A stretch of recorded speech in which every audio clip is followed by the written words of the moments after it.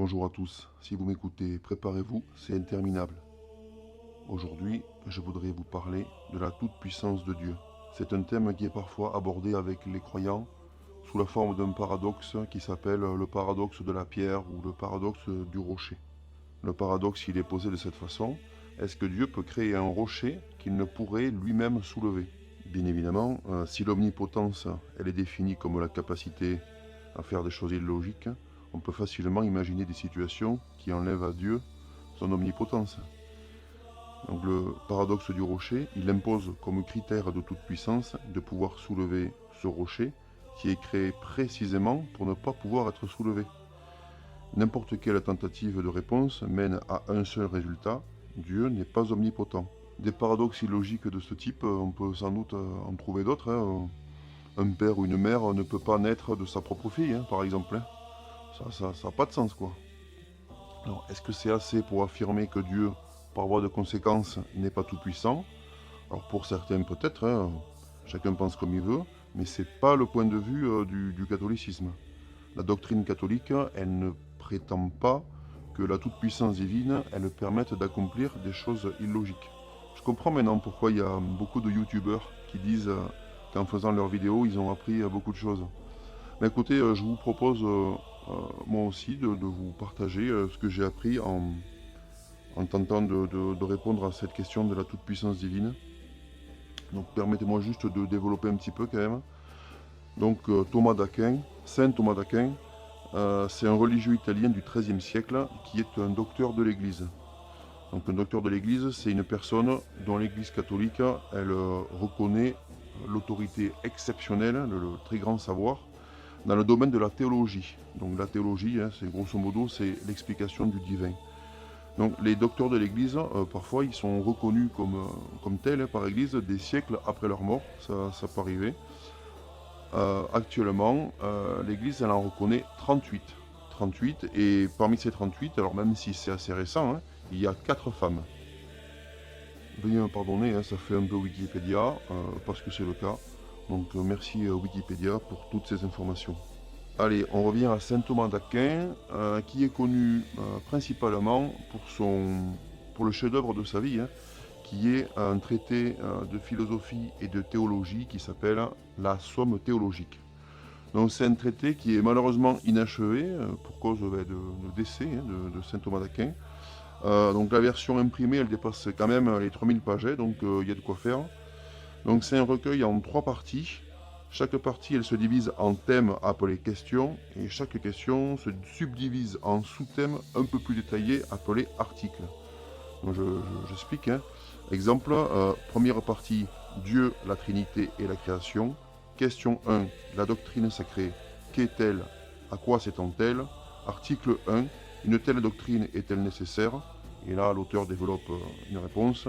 Article 2, la doctrine sacrée est-elle une science? Et l'auteur développe une réponse, etc., etc. Il y a des dizaines de questions, de sous-questions, c'est vraiment très très long. Dans la première partie, donc Dieu et la création, se trouve la question 25 qui est rédigée comme ça, la puissance divine.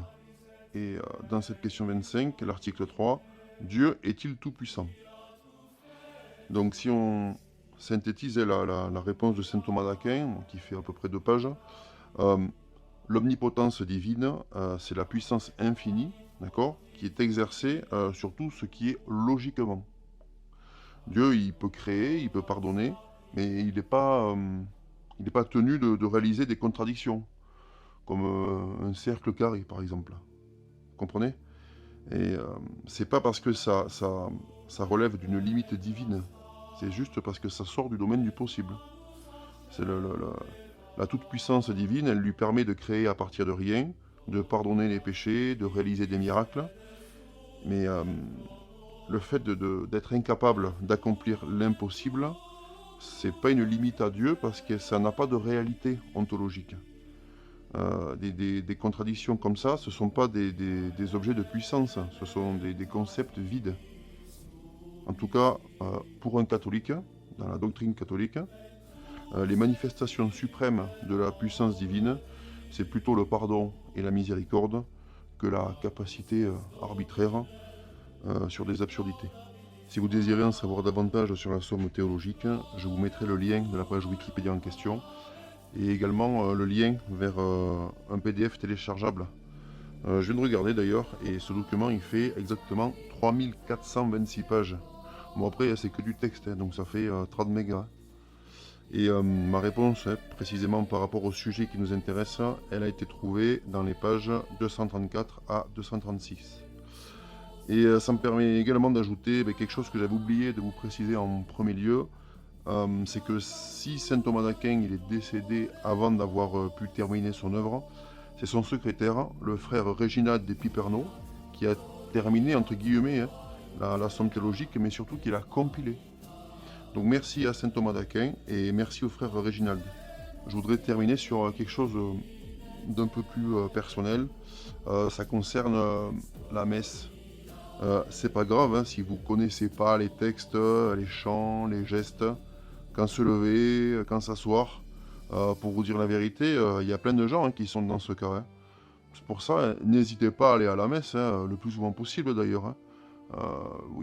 Sur internet, vous trouverez les lieux, les horaires, et de toute façon, devant chaque église aussi, hein, il y a un panneau avec toutes ces informations. Hein.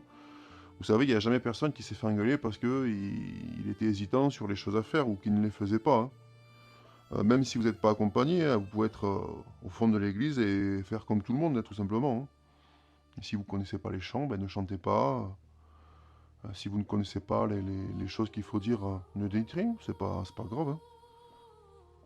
Et bien évidemment, vous pouvez venir, même si vous n'êtes pas baptisé, même si ça fait longtemps que vous n'êtes pas allé à la messe, etc. Hein. Et en vrai, je pense que même si vous n'avez pas vraiment de certitude, si vous êtes croyant ou pas, ben c'est peut-être, hein, c'est un moyen de savoir. Hein. Enfin, merci pour votre écoute. Dieu vous bénisse, c'était interminable.